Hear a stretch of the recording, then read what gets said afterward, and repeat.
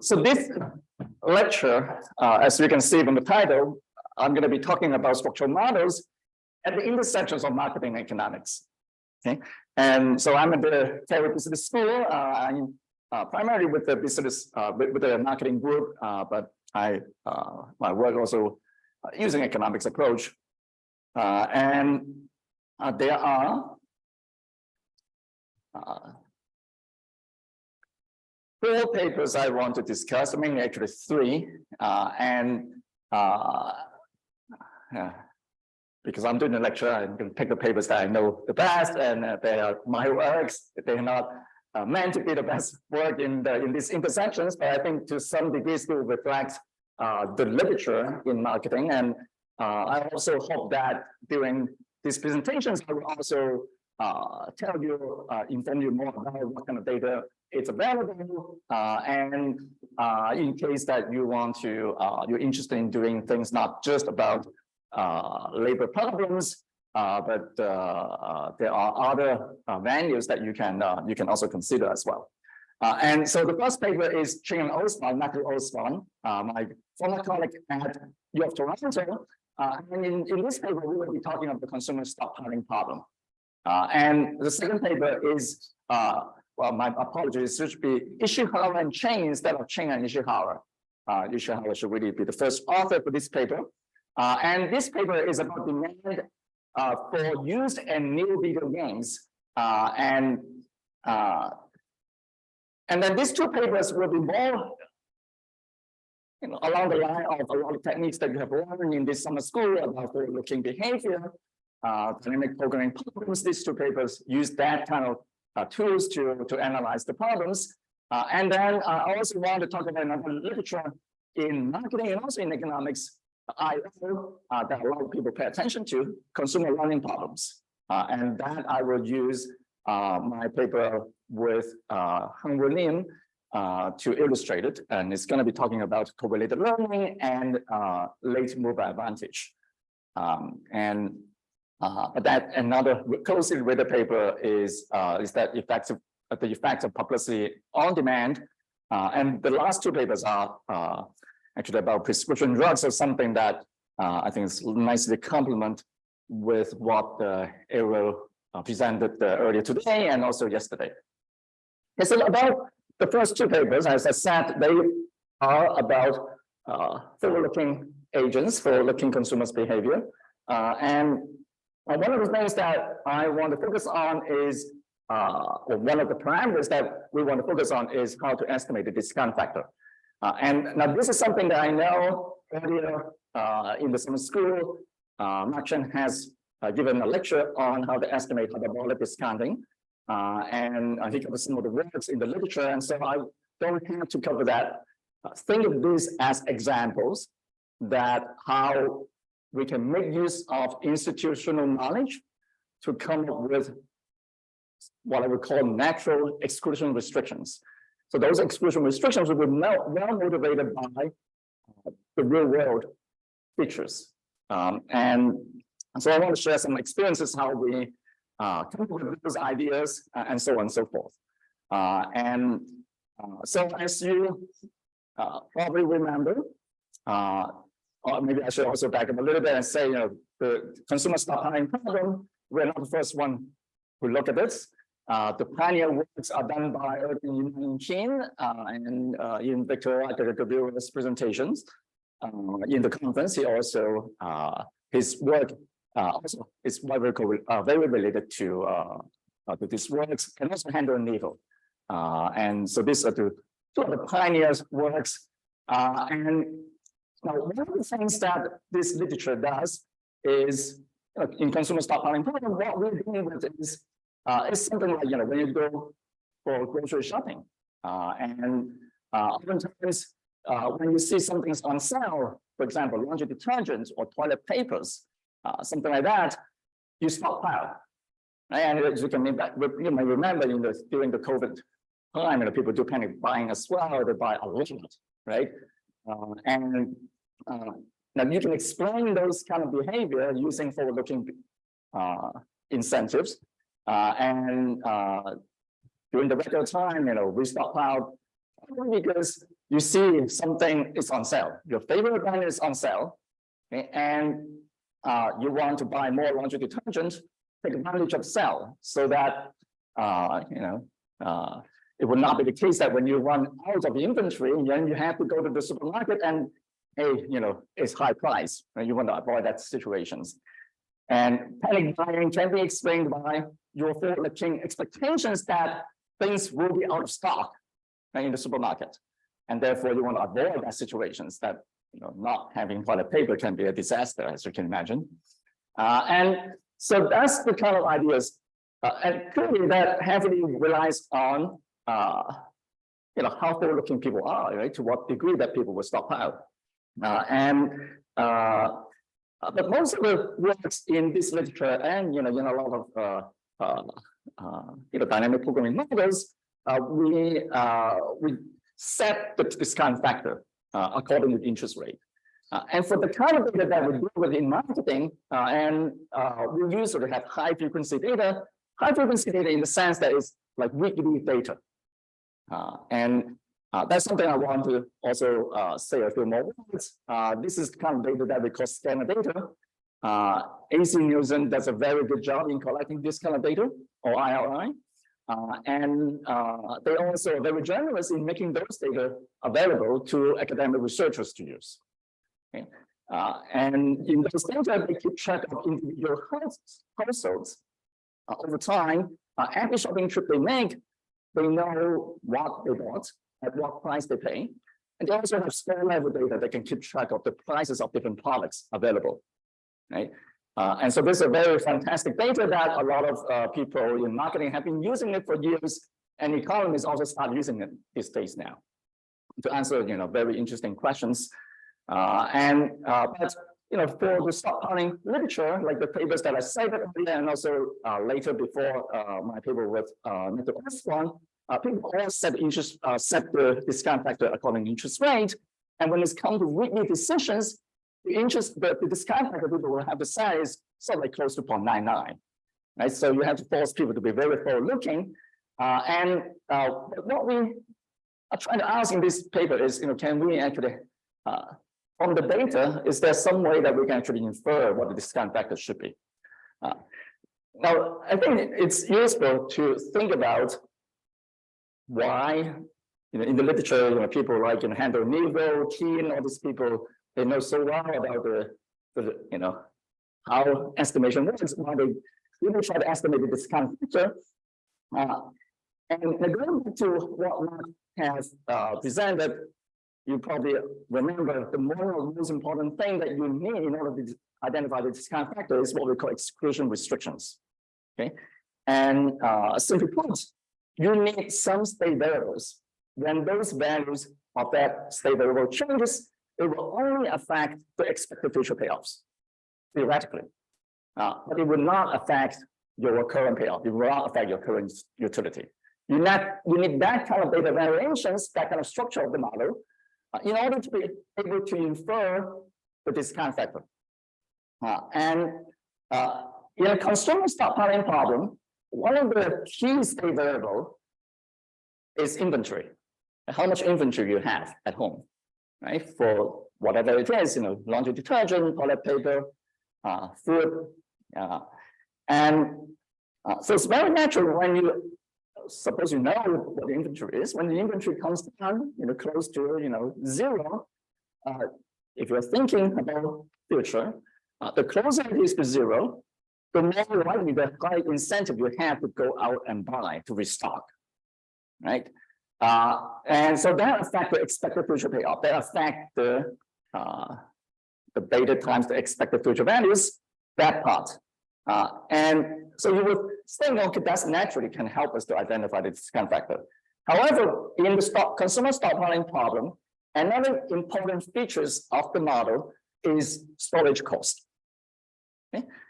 And the storage cost is also a function of the inventory.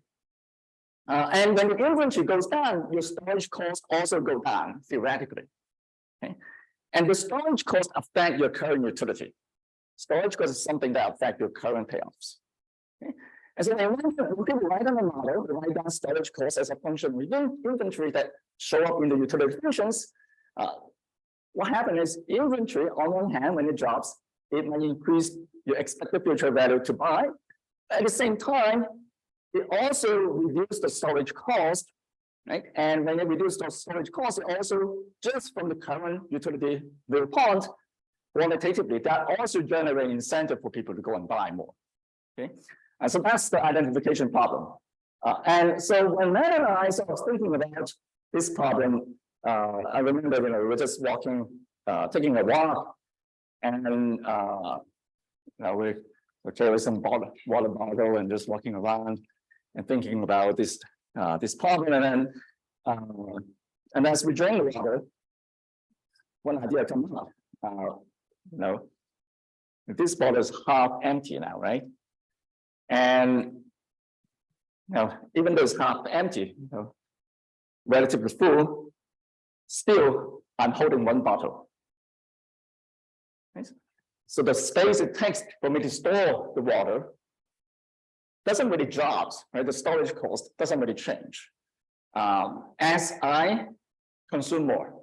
Just imagine, you buy a big bottle of laundry detergent, right? You store it at home.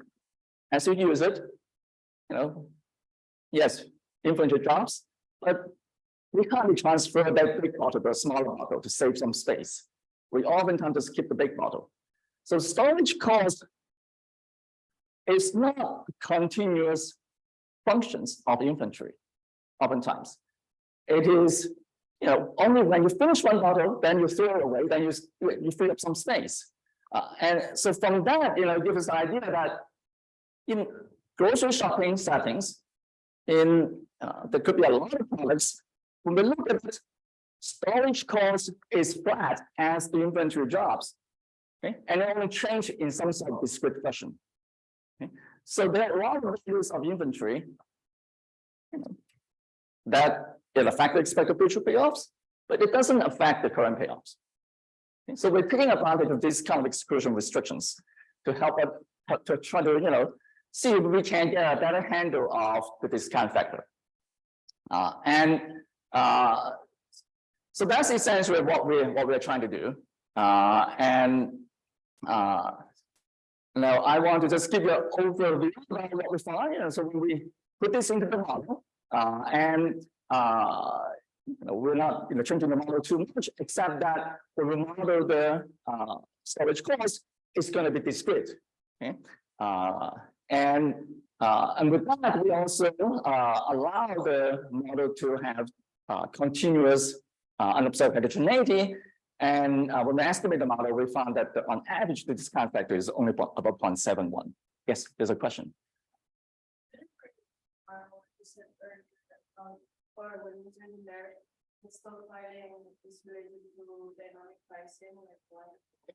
Yes, so that's more motivations. And let me,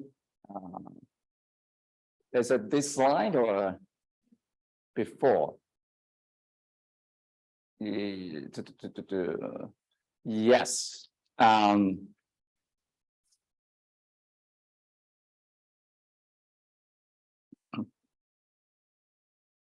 It's related to,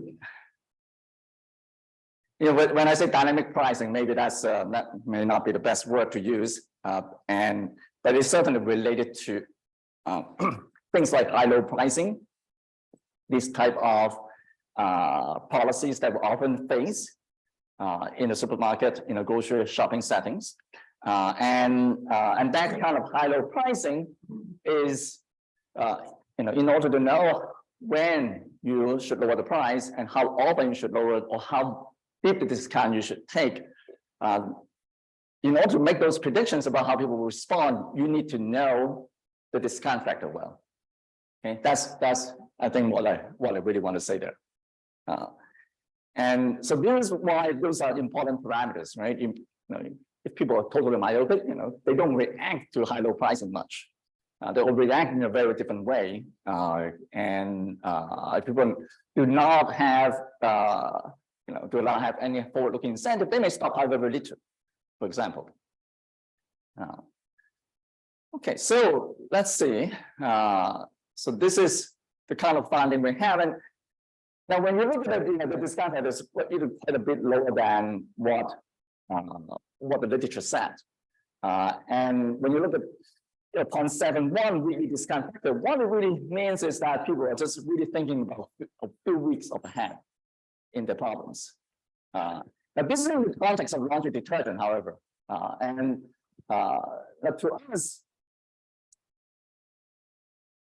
when we think about it, it's not really that big a problem to us, because how often people, if we set the discount factor equals 0.99, what it means is that people are thinking about years ahead of them, right? How often when we buy laundry detergent, we're thinking years ahead, right? When we do grocery shopping, not just about laundry detergents, I feel like weeks ahead, maybe a month or two ahead is something pretty reasonable horizon of planning. And if we think this is reasonable, then having discount factor like 0.71 on average may reflect that.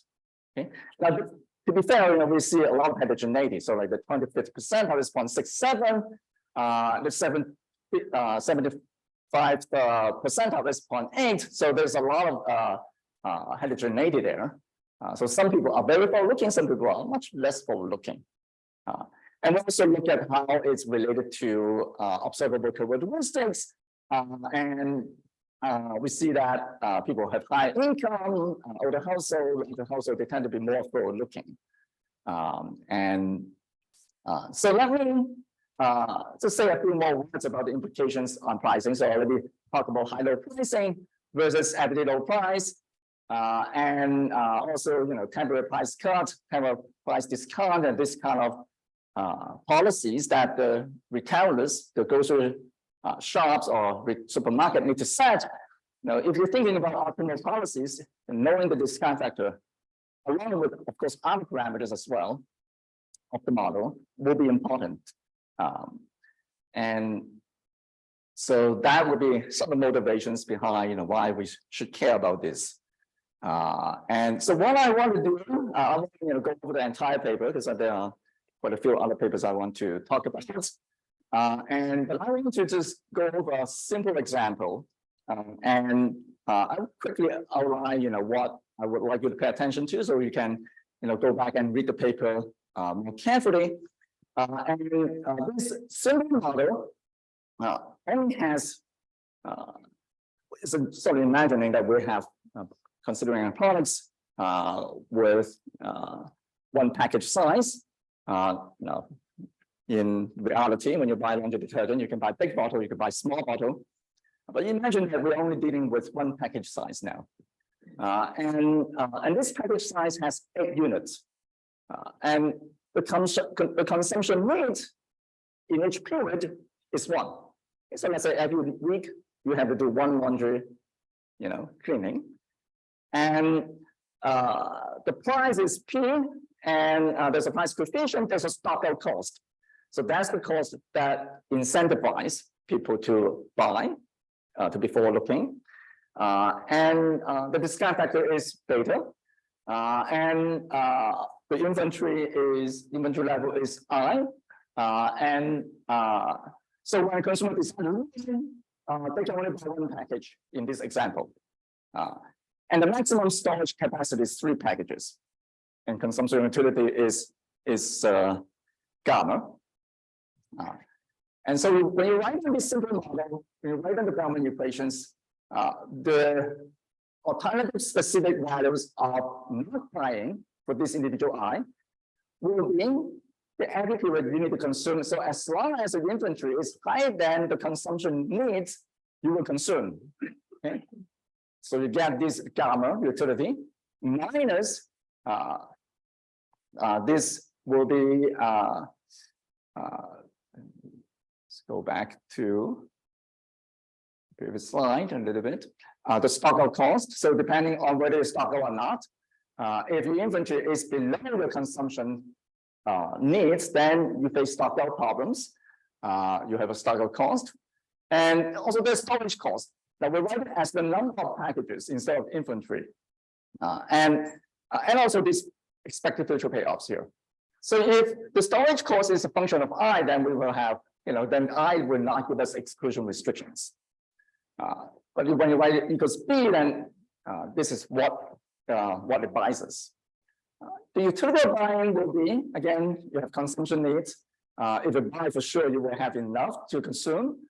You have to pay the price for the package, and also the storage cost based on the number of units, based on the number of packages you have, and also the expected future payoffs as a function of inventory plus how many units that you add to the inventory when you buy minus the consumptions. And we're going to allow the storage cost to be depending on the number of packages. So in other words, we allow this to be non-parametrics. And now with this, you can actually show that when I write down, sort of plot the choice probabilities as a function of inventory levels.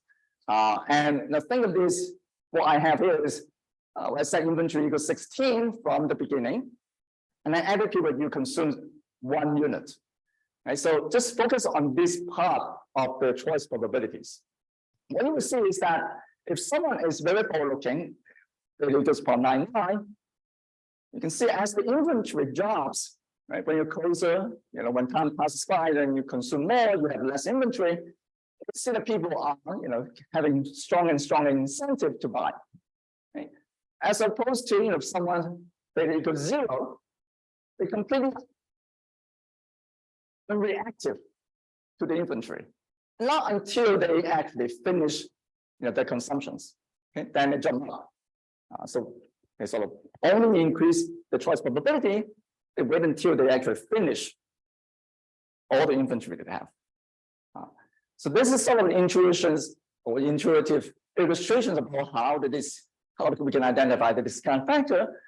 And another one that I want to just quickly go through is that in this very simple example, you can actually just even write down all these parameters as a function of the choice probabilities.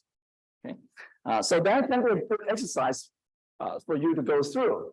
And the arguments here is follow another earlier paper that I wrote with Ishihara that was published in the Japanese Economic Review. And in that example, we use the rewards program as an example, frequent flyer rewards programs. Something like, when you fly in the airlines, you get points. And if you accumulate enough points, you get a free ticket, that kind of a rewards program. In that kind of rewards program, you also have exclusion restrictions, right? Because as you consume, you accumulate more points. Not until you hit that threshold, those points is something that you cannot use in your current payoffs, right? But you might have an incentive to, as you get closer to the threshold, you're more likely to choose the same airline because you want to get to that free reward. And that, all the actions comes from the expected future values. Okay, so that's another example that's well motivated by the institutional features of the problems. So when you write on this problem, you can, play around with the choice probabilities. It's actually pretty easy to show that beta, the discount factor, can be expressed as a function of the choice probabilities at 3 different levels of inventories. Okay? And so we can get some non-parametric estimates for the choice probabilities at 3 different levels of inventories. You can actually pin down the discount factor. And for other parameters, you can also sort of show that there's a closed form expression for them as well. So I encourage you to play around with that. And one thing that this exercise shows is, look at here, all you need is like the probability, just choice probability at 3 different inventory levels, then you can identify this discount factor, right? So we should have a lot of over identifying restrictions. And what's more is that I think, Mark talked about how to estimate the hyperbolic discounting, right? And if you need to have more than just one beta to estimate, you need, another hyperbolic discounting parameter as well. You will probably need more choice probabilities in more than just 3 different levels to help you identify it. Yes. I'm still a bit confused by the setting. So, what's the dynamics here? You don't have any expectation that the price is going to change, right? and you just have they make it. So even the price doesn't change. Even the price doesn't change. Okay, so in this example, price is fixed. Okay, but as your inventory drops, okay, you will still be more likely that you want to go and buy to restock. Okay. Like the fact of having to go to the grocery that is a cost for you and you want to minimize that or cost of transaction. Yes, it is something to do with the choice probability term, the error term. Okay, so I think this is something I think you can sort of reword it more or less like the rewards program example, sort of like the reverse of it. So in the rewards program examples, you want to go and buy. Let's say you go to the same coffee shop. Every time you go there, you get the stamp. And when you get closer to filling up the stamp cards, you have strong incentive to go and buy another coffee. Okay, you get something there. No, but here, so you can think of the stock out cost as the negative reward or something like that. Okay, as the flip side of it. Okay. Because the cost is going down. So it is sort of like the other way. So in the rewards program, you want to go there, you want to buy because you want to get the rewards. Here, you go to buy because you do not want to get hit by the stock out cost. Okay. Yeah, so that's the idea. Yeah, thanks for clarifying. And now in the real applications, we're going to have on top of this, there will be high-low pricing as well. Okay. But this is actually very, very important point because in this kind of stockpiling problems, not a lot of people realize that even you don't have any high-low pricing, right? What we just discussed actually still generate an incentive for people to behave in a dynamic way. It's better that you don't know how much you need of that product in the future, and you don't want to be in a situation where you need and you don't know. It is something along that line, yeah. Okay. Yes. So how we have lower storage costs, but if I have a high discount factor, I am more likely to buy a house. So well, I think that will not be a problem. That's why we want to estimate the discount factor, right? I mean, what your intuitions may be true, right? And if we try to estimate the discount factor, we can see whether that's actually pan out or not. Okay. Yeah, but it is empirical questions, and I don't think it will be. It would be a problem, potentially a problem if someone say, I don't care about what the discount factor actually is. I'm just going to set it equals 0.99. And that can be subject to the criticism that you have. Okay?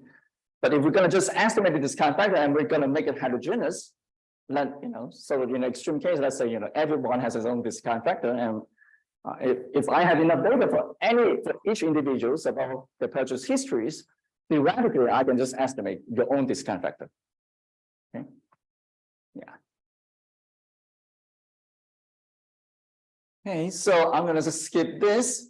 So we have applications. We take it to the data after sort of understanding the mechanisms of it.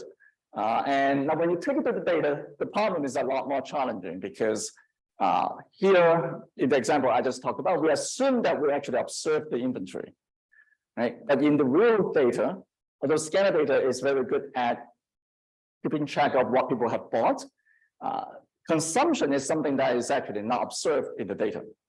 Okay? So we have to make some assumptions about consumptions, and everybody does that. And we did make some assumptions. I assume that consumption is going to be fixed in every period for things like laundry detergent, and we use a long horizons of observations about how many units that people have purchased during 1 year, and then we just assume that every week you consume the same amount and average it out. And then that helps us to sort of pin down the inventory, but still we have to make some assumption about the initial conditions. So the inventory technically is not entirely observed. We have to sort of integrate it out.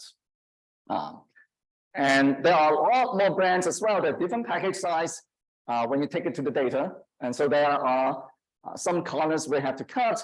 We also want to allow for a lot of unobserved heterogeneity, like in the price sensitivity, in brand preferences, along with the discount factor. So all these are make it pretty challenging. And so one shortcut that we talk is similar to Handel and Nebo. We took it from Handel and Nebo's idea that we assume that all utility from the brand consumption occur at the time of purchase. So that allows us to use this also called inclusive value approach. And that can simplify the computational burden quite a bit, reducing the curse of dimensionality problem quite a bit. It doesn't completely eliminate it. When we estimate a model, because we are trying to allow for a lot of unobserved heterogeneity, and we allow for continuous unobserved heterogeneity. So the estimation approach that we use is the method that I developed with my co-authors Susumi Nini and Nilam Jain. This is a Bayesian MCMC approach, and it's a Bayesian estimation method. One good thing about this method is, in a Bayesian approach, incorporating unobserved heterogeneity, continuous unobserved heterogeneity is pretty natural. And now I won't have time to go over this estimation approach. So I'm just going to briefly talk about it. I did put two papers in the reading materials. So for people who are interested, please go ahead and take a look. And if you have any questions, please feel free to email me later. And let me just briefly talk about this method, just a few highlights. This approach is a little bit different from strictly nested fixed point, although it still heavily rely on the contraction mapping ideas. In the conventional approach, when we use nested fixed point, for any given trial parameters that the algorithm monitors, it can be maximum likelihood, it can be GMM, and can be MCMC in a Bayesian approach, right? All these algorithms will still have to try different parameter factors and see whether how good the fit that will give us. And for any trial parameter factors, you need to compute the value functions fully and solve the model, solve the value functions fully, and that will means that if you have a contraction mapping problem to solve, you might have to do a lot of reiterations. And if you have all state variables, a lot of state values, then that's where the computational burden comes. What we argue is that if you're not doing, you're already, in a course of estimations, you may be in the 100 iterations. You have been trying 100 parameter vectors in the past. Those value functions that you have solved in the past will actually contain information about the next parameter vectors that we want to try. Okay? It contains information about the value function of another parameter vectors that we want to experiment. Why? Because the value functions usually is continuous in the parameter space. Okay? And so if you have a lot of past value functions that you solve at different parameter vectors values, theoretically, you can use them to help you to form a non-parametric estimate of another value functions that are evaluated at another parameter vectors that maybe you haven't tried it before, okay? But you have some value functions that are evaluated at parameter vectors at the neighborhood of another parameter that you want to try. Okay? And so it's relying on that kind of intuitions. And so it pushed this idea a bit further. And we argue that in any given iterations, you do not have to solve the valuation. You do not have to solve the value functions completely. You just partially solve it. You store them, and then when it comes to the next iterations, you try another random experiment parameter vectors. You're going to pull the past value functions that you have stored from a non-parametric estimate for that value functions, and then plug it into the Bellman equations, and then that will help you to evaluate the likelihood. Now, of course, you still have to improve this approximation. So every iteration, you still have to reiterate the Bellman equations a few times, but computationally, because you do not have to solve the value functions fully in each the iterations, and we replace this with non-parametric regressions. Computationally, that can save a lot of time. So this is the approach that we use. Yes, John. Do you think deep neural nets would be helpful too there to approximate compared to non-parametric regression if there's high dimensionality? Yeah, I think it possibly, neural networks, something like that. You mean? Yeah, later has a paper, I think published in JBES that he tried neural network. Yeah. So I think it doesn't have to be non-parametric. Iterating the stochastic gradient to set the fit the neural net while the overall MCMC is converging. I think so. The main idea is just that use the past value functions that you have to help you to form an estimate, right? And whatever method you can think of, we can try that. Yeah.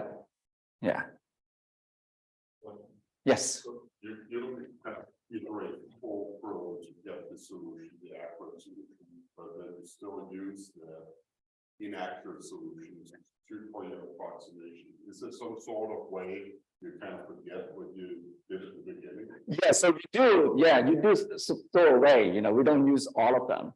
And like a burn-in period or something. I wouldn't say burn-in period, but you can think of it as more or less like moving windows. Okay. So you can, the very old value functions very early on that you tried, as you get more and more, we will have a cutoff. We'll throw the very old away, right? And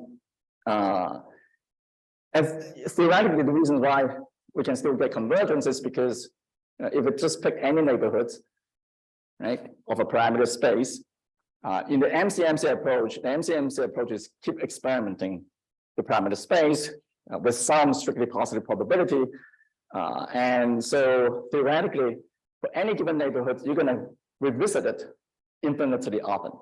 And every time you visit it, yes, you form a non-parametric estimate, plus you will still reiterate the Bellman equations. You still apply the Bellman operator at least once. And that's how, theoretically, we will get over time, better and better value functions. And that's the idea behind this method. Yes. Points or just particular points? We actually, the way we did it, there are different ways to do it. I think, in the very first versions that we have, 2009, and also in the practitioner's guide paper, the way we suggest is just we will take the MCMC is going to spit out random parameter vectors, right? So for that random parameter vectors, we're going to update that one. Okay. Yeah. So in each iterations. Yeah, I think that's how we do it. Yes. So in each iteration, the change of parameter value is small. So because value function is continuous with respect to the parameter, so the change of value function will be small as well. So that you can use the old estimate. Also, I understand. Yeah, maybe not. It doesn't have to be for MCMC. It doesn't have to be. I think if you're thinking about maximum likelihood, right? Then when you're getting closer to convergence, I think that would be the case. But for MCMC, what you get is actually the distributions, right? That's the output. We're not just getting a point estimate. In MCMC, in the Bayesian approach, the output of the estimation result is actually the posterior distributions of the parameters. And so you will still get some variations, throughout the iteration process. Okay. Yeah. Yeah. Did you use the gate samplings or the metropolis testing operation for the MCMCs, or you just develop your own MCMC? No, so it's a very standard, the way that we have it is to metropolis testing. Okay. Now, that being said, I think you can certainly use some other maybe more advanced, more, newer sampling methods. And theoretically, you can, if someone want to do a maximum likelihood and use this approach, you can do that too. But we feel one advantage of Metropolis Hastings is that it does give us this idea that is experimenting the parameter space with some probability, often, all the time. And so you're not, if you're doing maximum likelihood, you're converging in one directions usually. Right? The MCMC allows us to be sort of sampling the parameter space in a much more even way. Okay? And that will help, intuitively, that should help in getting our approximations better. So I'm going to skip this, and I want to just tell you, let me see.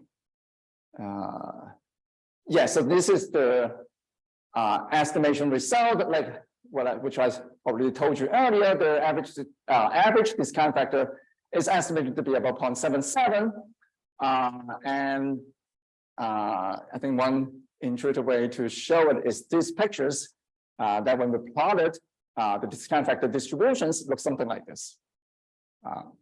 And we got the price coefficients, we got the startup cost and all this, and we try to also regress the discount factor on,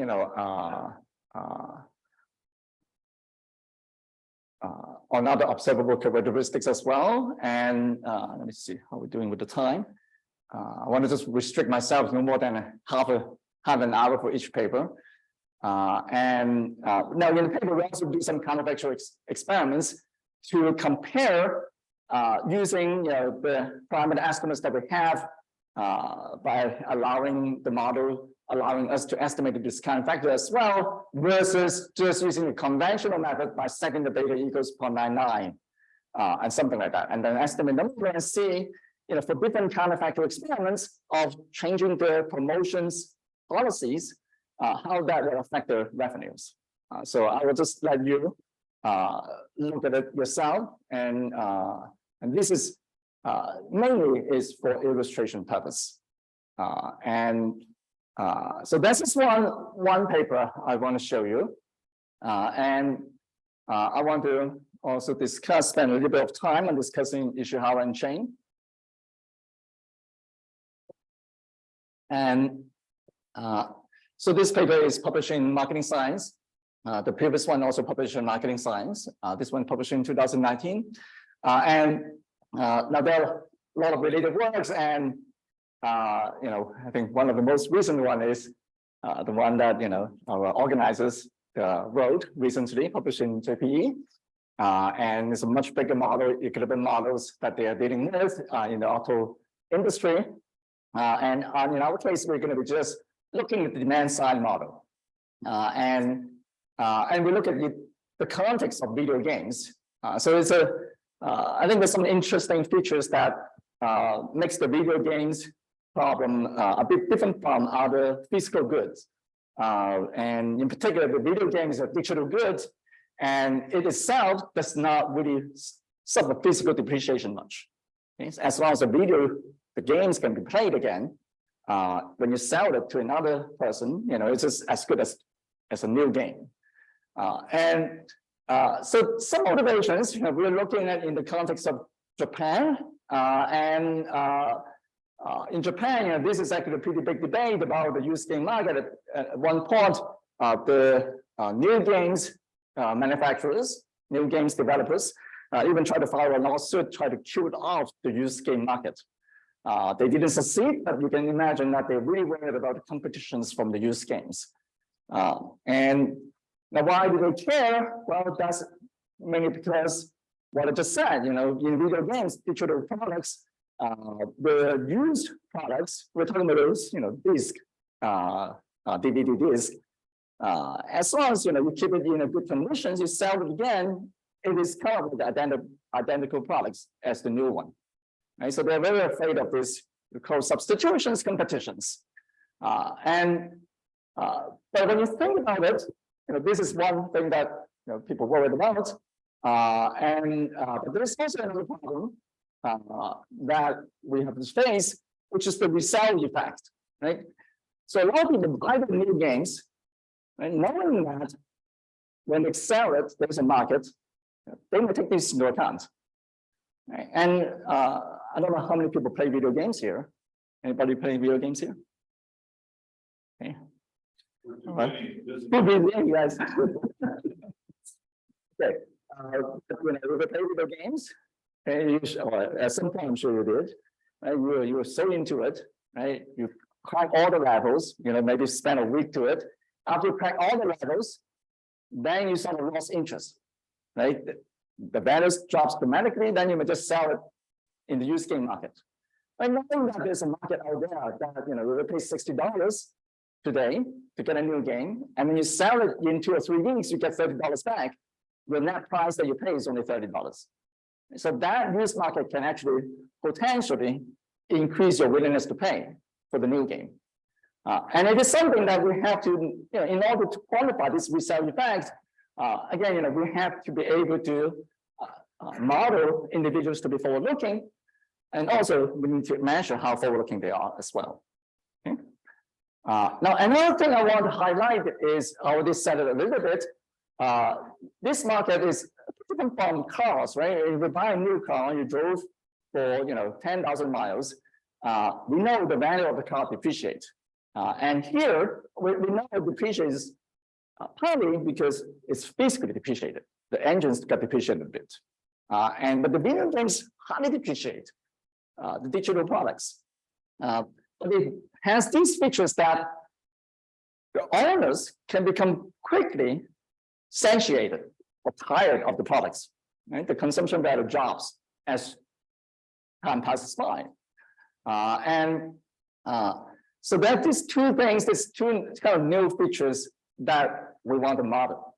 And this satiation-based depreciations is something that I think the literature have not, at least the empirical literature has not paid attention to it enough.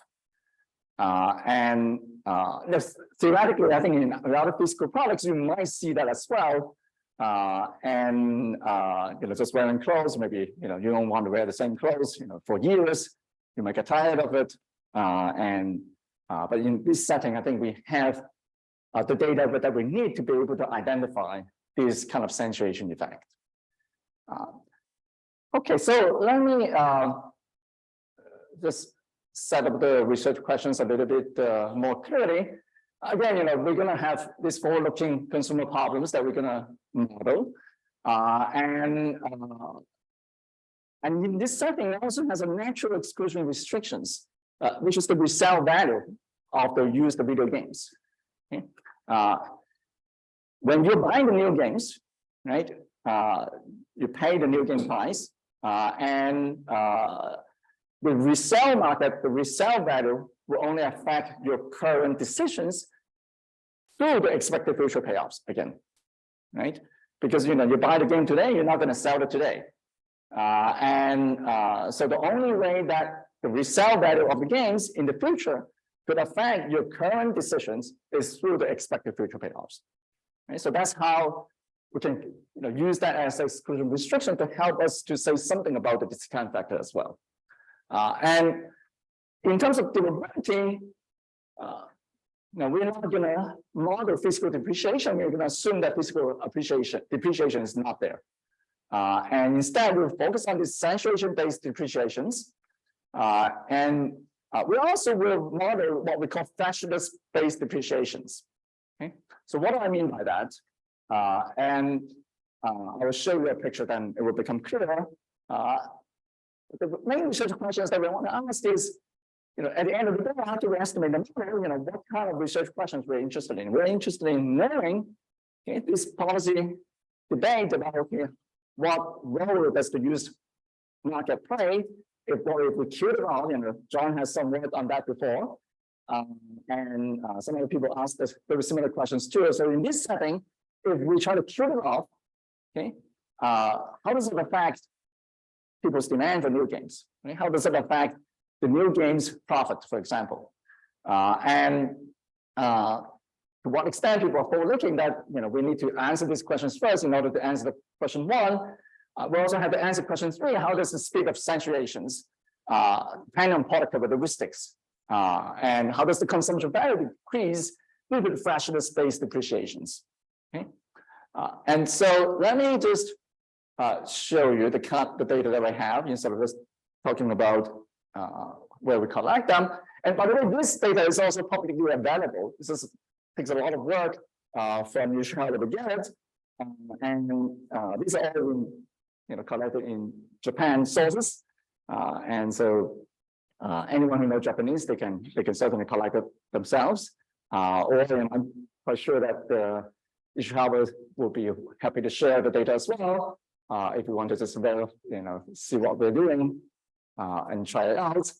But basically the market is in Japan, and it has a pretty big new game market. Japan is well in developing video games. It's $5.5 billion in 2009. And the used game market, we saw some data on it, it's about $1 billion.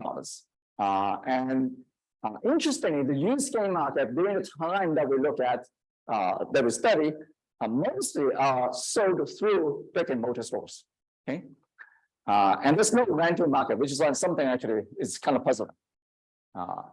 And so all this data are collected from magazines, industry reports, and also collect information about critics, user ratings, always game kind of genres, what kind of games it is, price of the games, and the resale value, the used price of the game as well.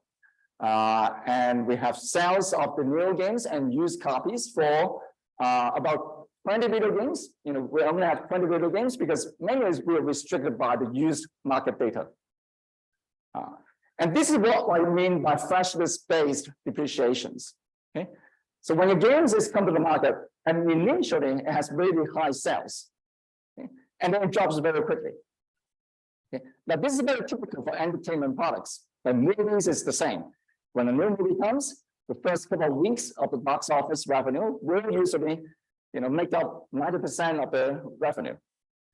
And same as, music albums and things like that, video games share the same patterns. So this is something that we want to capture.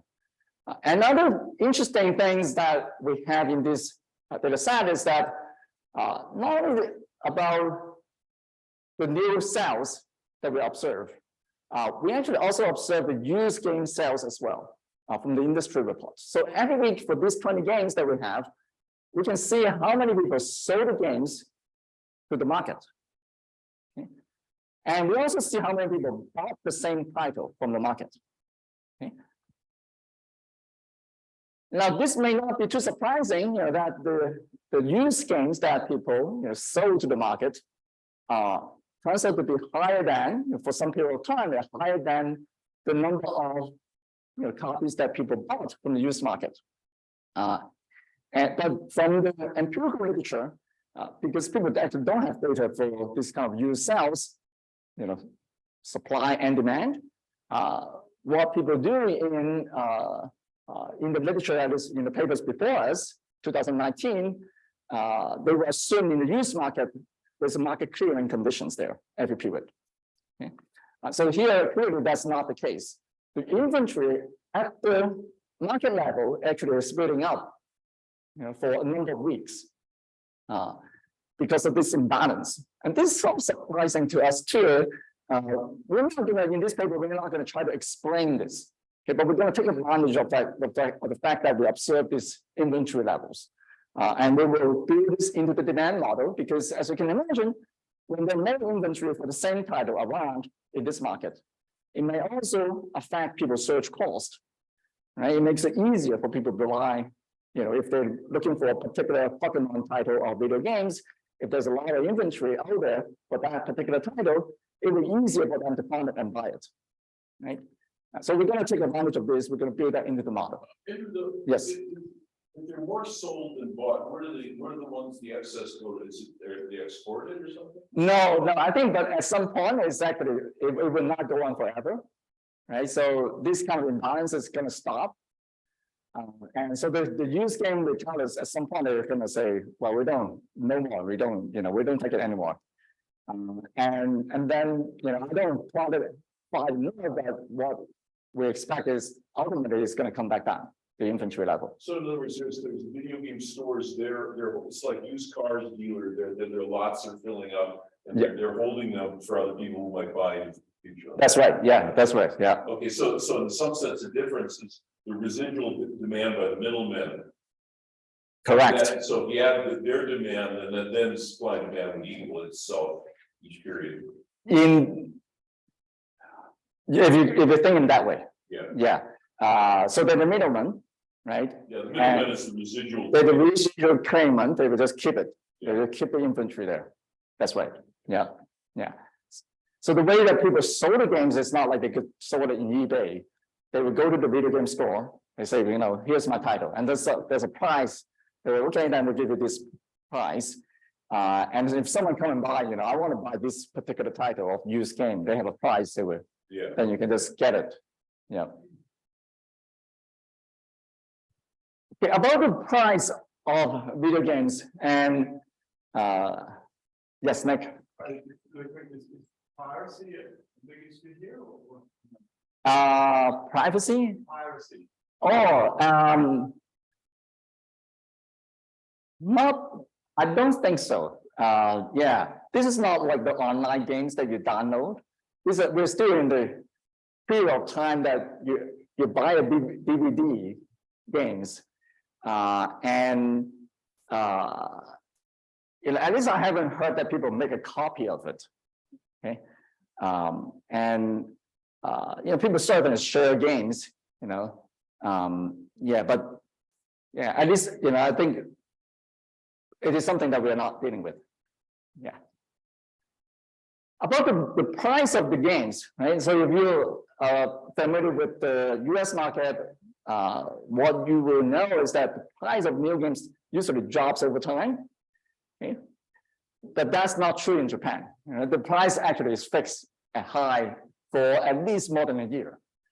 The used price is dropping over time. The resale value is also dropping over time in a sort of very predictable way. And now this is another interesting question that in this paper, we just focus on demand, so we're not trying to explain why the prices remains high in the Japan market, but not the case in the US market. But what we conjecture is it has something to do with the used game market. Now for US, there's a rental market.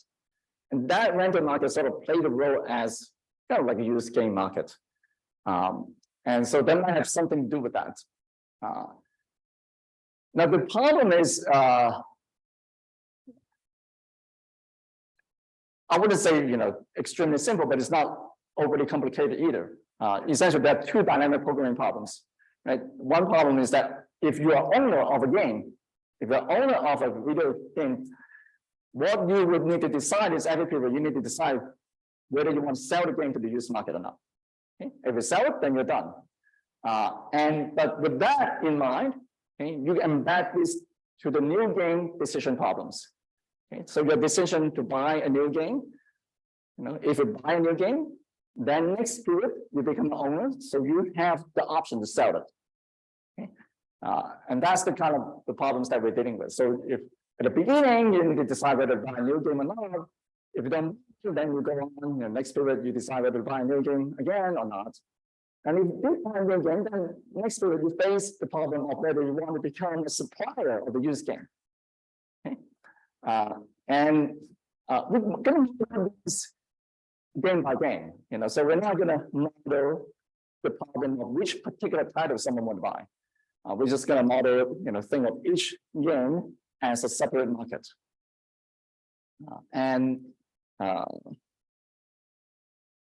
So that's already, kind of what I said. And so in terms of model setup, there's outside options, no purchase options, that will depend on the number of cumulative competing games that has been released. And if you buy a new copy, you get utility consumption values at time t. You have to pay the price of the new games, and then subject to demand shocks. If you buy a used copy, okay, you can choose to buy a used copy if if the game has been released for some time, then you pay the used price. And also there is this this component here is essentially capturing the additional cost of buying the used game. Now that additional cost of, I argue the used game should be, as long as the regs should be just as good as new game. However, people might still have some psychological cost that they prefer something new. And also could depend on the search cost as well. So that's why I put the inventory levels, white, GT, the game level inventory in the industry in this model as well. Okay. And so that's the setup for the first stage. And if you go to the second stage, you become an owner, then you need to decide whether to keep the game or sell the game. Okay. So if you keep the game, then you continue to consume it, you can still play the games. And this VTG will capture the consumption values. That VTG is going to depreciate over time. So the longer you keep the games, the less consumption value you will have. And it's going to capture by this functional form. And if you sell the game, then you get a resale value. Minus some additional transaction cost of selling the game. And plus the demand shocks, or supply shocks in this case. And so you can set up this, and by now I'm sure all of you are expert in dynamic programming, so I don't need to tell you how this Bellman equation comes from. But basically, we have to have two Bellman equations. One is that, you are a seller of the used games, and you get a W value functions for that. And then when you look at the first stage, whether you want to buy a new game or not, in addition to the current payoffs that I just showed you, now you have the expected future components. Okay, and that expected future components, depending on whether you bought a game or not, if you buy a new game or used games, we're going to use the W value functions that we solved from the second stage of the game, of the decision problems. So in terms of estimations, we're going to do the sort of standard two-stage approach. For some of the state variables, for the future evolutions, we're going to just try to use the data to pin it down, and then we're going to use that as the expectation process. And then in the second stage, we estimate the model. That again can be used. You can use different methods to estimate it. We actually did also GMM plus also the IJC method. And both give us very similar results. And in terms of identifications, it may be useful to spend a minute on that. How do we identify differentiation-based depreciation for owners of the game? Right, that it's really just coming from the time series variations of the fact that we observe how people supply the game to the used market over time. And that, after we control for the resale values and also the size of the owners. The fast-based depreciation comes from, how quickly we see the sales of the new game drops over time. And the discount factor coming from the exclusion restriction, the resale value only affect the continuation values of the buying decisions, but not the current utility. And so these are the Bellman estimates. Instead of going through that, I think it's maybe more interesting to talk about the bottom line result, the implications of the parameters estimate and the models. And so what we see is that the fast-based depreciations, that depreciation rate from the release week to the second week, it decreased very quickly, 41%. Okay? The sensation-based depreciations, that is after you own the games, okay, how quickly the consumption value drops, it varies depending on the kind of games that you have. As you can imagine, some games are story-based games. Those games can last longer, because of the storyline. There are a lot of ways that you can evolve. And there's some games that are just, killing monsters, shooting games. If you crack all the levels, then you get tired of it very quickly. So the depreciation also varies quite a bit as a result. So it varies from 64% to 88%. Discount factor, it turns out to be about 0.88. And when you look at the fit of the model, it actually does quite well. So when we look at the predicted values versus the observed data, we're able to capture the new game sales quite well, and we're also able to capture the used game sales very well as well. in general, not everyone, but I think for most of them. So we get to the point that, okay, now when we do counterfactuals, and let's shut down the used game market and let's see what happens. Let's see what we have here. Let me see. Elimination of the used game market. Okay, so when we eliminate the used game market, okay, that is, after you bought it, you can sell it. What we found is, on average, we see the revenue from the new games reduces by 4%. And that amounts to about $2.6 million. That's for only 20 games. Okay, so it's just for our sample that we're talking about. And the sales of new copies drop most of them drops in the weeks right after the release. Now that's maybe not surprising, right? The used game is playing a role, but we also show that the resale factor is stronger than the substitution factors. Okay? Yeah, I find that really interesting. We did that in our model too. Yeah, this income, the used car market is a substitution for new, but there's an income effect that having the ability to resell it makes you willing to pay more in the primary market, and that income effect dominates.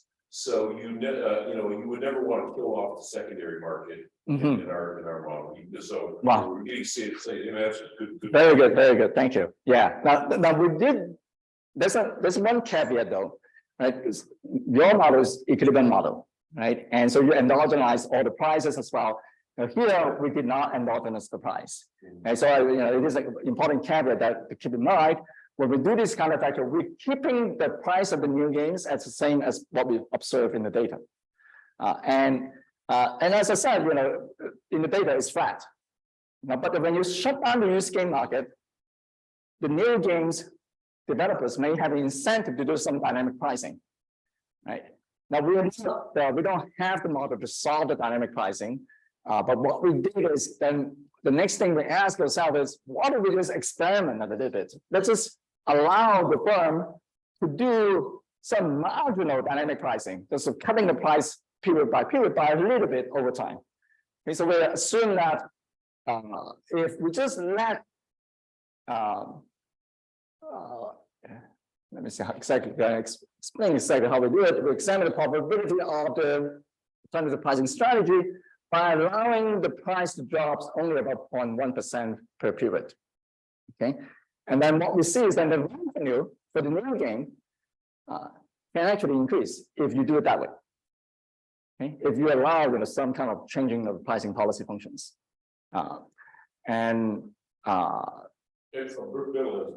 yes, better, yeah. So one of the things that Central Kid had, first let me say this is very cool. So I just have a question. Sure, yes. We shut down the market for the second-hand market for video games.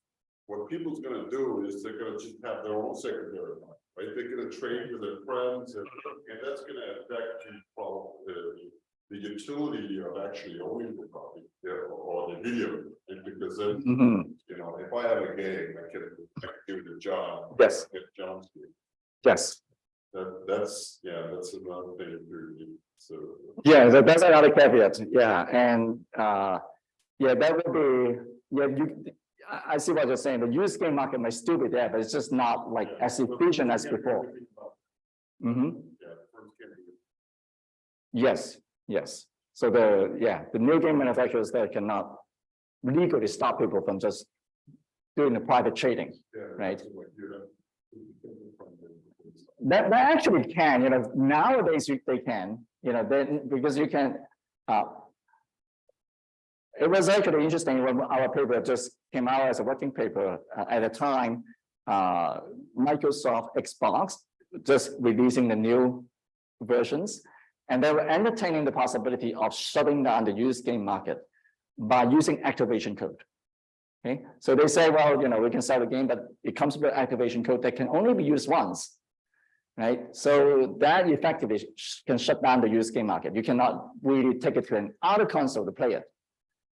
That backfire heavily. So people in the social media, just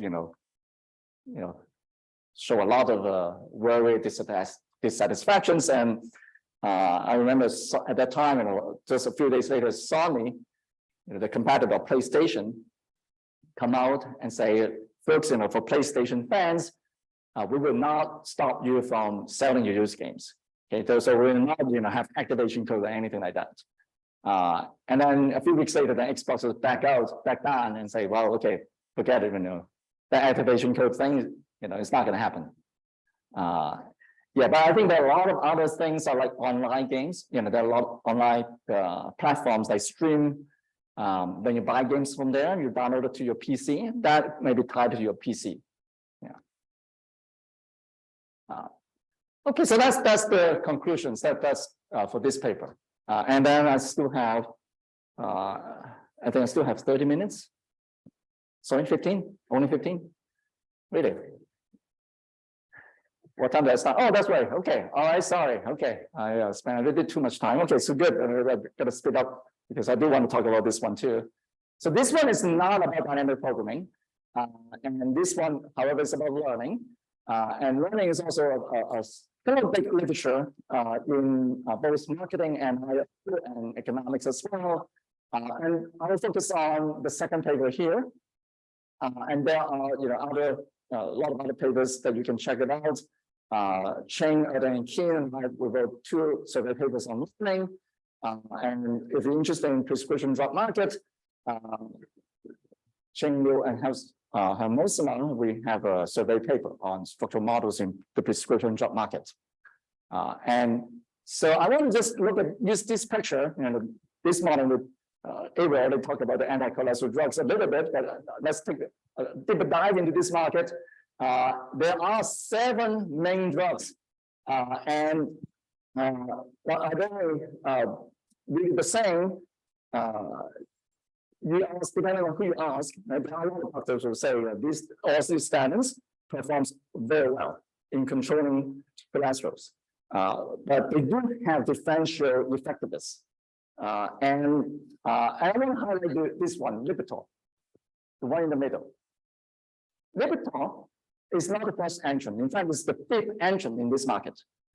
When you enter the market, there are 4, very effective statins and cholesterol drugs in the market. However, when Lipitor entered the market, it's able to beat the incumbent drugs very easily within a year. And then you can see the market just keep going on. And other drugs, the sales actually still increases, but it definitely is no comparisons relative to Lipitor. Later Crestor entered the market is actually also becoming very successful as this becoming the 2nd best-selling drugs.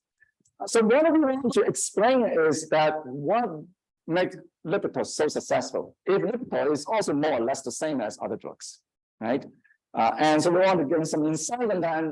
And in this paper, we'll talk about, this potential informational advantage that late entrants can have, and what kind of information advantage they can have. They basically can rewrite the clinical trials that are done by the incumbent drugs.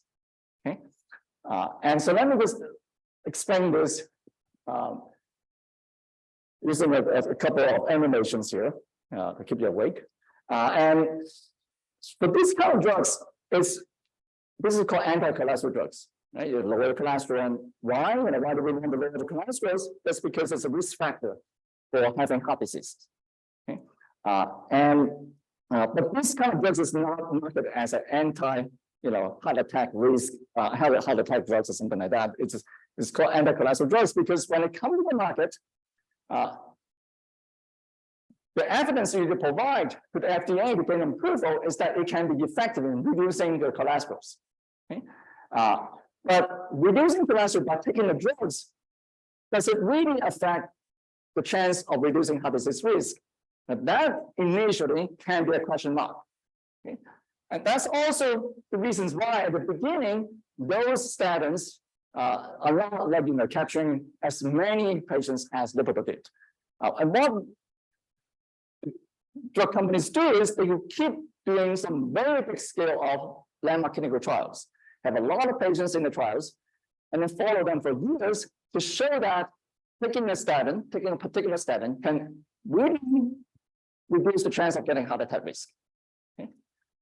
And if you get that, then it provides some evidence that clear this uncertain link, that reducing cholesterol particular drugs can also reduce heart disease risk. Okay? Now, so that, that can be a clinical trial that tied to a particular drugs, and for another drugs that come to the market later, like Vivitrol. When it comes to the market, we have evidence to show that it is effective in reducing cholesterols. Again, there's some uncertainty about this link. Does it really translate to reducing heart disease risk? Now, all these drugs, they use very similar mechanisms to reduce cholesterol. Essentially, they block a particular enzyme in our body, which produce cholesterols. And so what we argue is that when clinical trials for another drug A for the same class that come out earlier, even though it's not a drug B, but it's still it provides some evidence that taking a statin can reduce cholesterol and also lead to reducing heart disease risk. This particular information may need people to believe that these trials can also be can be served as evidence for drug B as well. And it's this kind of information spillover story that we want to capture. So what we want to do is we want to propose a structural model of correlated learning and try to explain this kind of late mover advantage. And there are some important key features that we have to have. The products need to share some common fundamental technologies. And also there should be at least like multiple characteristics of the products that the consumers care about. And in this case, what the consumers really care about is that you take the drug, ultimately you want to reduce heart disease risk. Okay? How effective it is, that has to come from, this evidence that reducing cholesterol, to what degree that will translate to reducing heart disease risk. And so let me see, I want to just make use of my time and just skip things that not that important. I will quickly say that the kind of data that we use is sales data and also detailing spending. We don't have direct to consumer advertising because we're actually looking at the Canada market. Canada does not have direct to consumer advertising. Now we also observe there's a lot of, some switching data as well, and also the data on how often people quit. And we're going to also make use of this information to help us calibrate the model. Clinical trials, that's the most important thing. One of the most important things that provide information. And we're going to look at this market, which has 14 main clinical trials that are post-market clinical trials. They're called landmark trials because it uses many subjects and it follows the patients for many years. And what these clinical trials will do is they essentially document how effective the drug is in reducing heart disease risk. Now, they also will show how effective the drug is in reducing cholesterol. And so the ratio between, reducing heart disease risk versus reductions in cholesterol levels provides a measure of how effective that translation is for each clinical trials. And something we call the efficiency ratio. And so we're going to use that. Now the paper also collects some information on publicity, which is the news coverage of the drugs. So I don't have time to talk about it at length, but it is something that we also incorporated in this paper. The data is collected in a previous paper in 2016.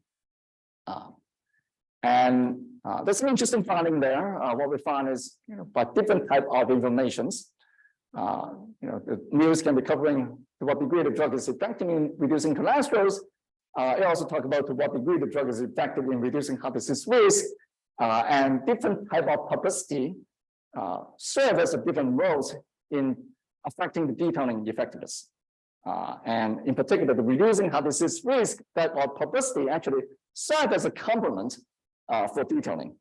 And the story we want to tell is that perhaps when people look at the news that they see there's a number of trials come out that show certain drugs can reduce heart disease risk, that will trigger people to go and ask doctor, and also trigger doctors to pay more attention to what the sales people will have to say, the detailing people, to get more information about that clinical trial.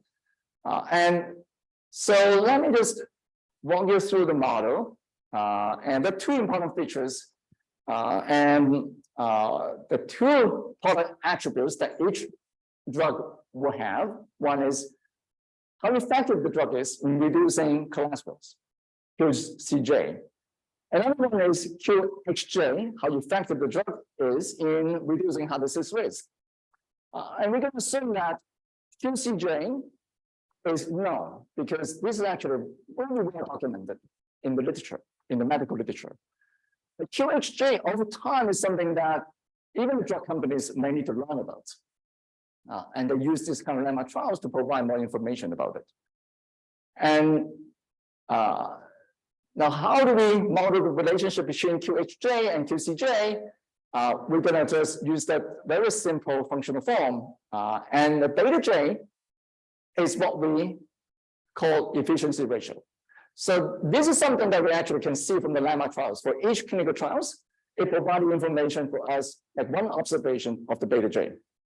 And so with that, how do we form expectations about QHJ? Well, you just take the expectation of these equations. And so as long as we learn about Q beta J, we can infer what the QHJ is. And the way we want to model this correlated learning is to have these initial prior beliefs to be correlated.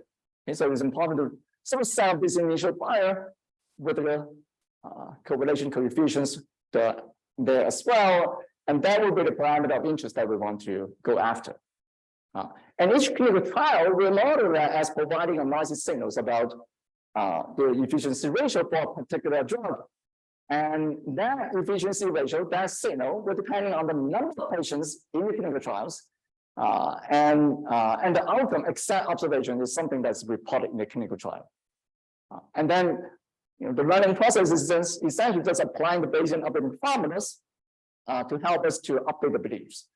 Because we have this initial prior belief that theoretically have these correlation coefficients there, even when drug 1's clinical trials come out, it actually provides some information about drug 2 as well, and drug 3 and 4 and so on and so forth. And now we're also going to try to model, the way we model how detailing works is a bit different from what you see this morning. The way we work here, because there's a learning going on, we explicitly model that there's an information set that a physician has at any given point of time. And that information set is going to be drug specific. And what we assume here is that physicians, maybe well informed, they have all the clinical trials information available to them up to time t. Okay? Or some of them are uninformed. Maybe they just forget. All these physicians are very busy, so it's possible that they forget something. And how do we model to what degree, to what extent the people are well informed? That comes from detailing. Okay, so the more detailing you do, the more patients, the more physicians will be well informed with respect to the drugs that you try to promote. Okay? The salespeople role is really try to remind them or bring in information to them in that sense. So this is important because the detailing, the detailment is, at least in principle, when they visit doctors, they're showing them the clinical trials, they're giving them presentations, information presentations. And that information presentations, as you can imagine, would have to depend on how effective it is, depending on how many clinical trials you can show the physicians, right? And so the more clinical trials that come out, that actually provide us some kind of tools, or you can think of it as more or less like instruments that help us to identify the effectiveness of detailing. So the way we model the measure of well-informed physicians is just this Loger formula. So it depends on the amount of detailing done for drug J, and also depends on the publicity as well. And when it comes to the utility functions, we assume that patients only care about whether the drugs, how effective it is in reducing heart disease risk. And physicians care about the patient's utility. They also form expectations about QHJ through the process that I explained earlier. And so this is essentially the model. And when we estimate all these parameters, what information come out is that the result shows that the correlated learning parameter, the rho 0 in the initial part, I believe, is significant and it's about 0.82. So that means people really sort of believe all these patterns are very close to each other. They're very similar. So a clinical trial of a particular drug comes out will have a very strong information spillover effect for other drugs as well. The persuasive effect of detailing, there's another debate about what detailing is trying to do. Is it all informative or partially persuasive? So we found some evidence that it is persuasive as well. And the publicity effect is also pretty strong. And so when we do the counterfactuals, we do the just check how well the model is able to explain the data. Is that the models are able to fit the data quite well. And when we do different counterfactuals, for example, shutting down the clinical trials for Lipitor, that's one interesting question to ask because Lipitor, didn't have clinical trials when they just launched in the market. Right? They only have clinical trials later on, and if we shut it down, we can see that Lipitor is still very successful. However, you can see the sales decrease quite a bit. If we shut down the clinical trials for the other drugs, we can also see that it affects not just Nefecon, it affects other drugs as well. So it demonstrates there's some spillover effect. If we completely shut down the correlated learning, we can see the demand for Lipitor and Crestor drops more significantly than other drugs. So that's probably because Lipitor and Crestor, both of them are very effective in reducing cholesterol. And that allows them to be able to free ride the information more effectively than other drugs. So that's all I want to show you, given the time constraints I have. So I hope this couple of papers that I show you will demonstrate that the importance of looking at the data and thinking about the institutional features. Okay. The more you dive into it, I think oftentimes interesting research questions come out by studying the market more carefully instead of just sitting down, going through papers and textbooks. I myself found that just studying an industry, studying a particular market, and think hard about it will generate a lot more insight or ideas that I simply just cannot get by reading other people's papers. So that would be just something I want to share with you. Okay, so thank you very much.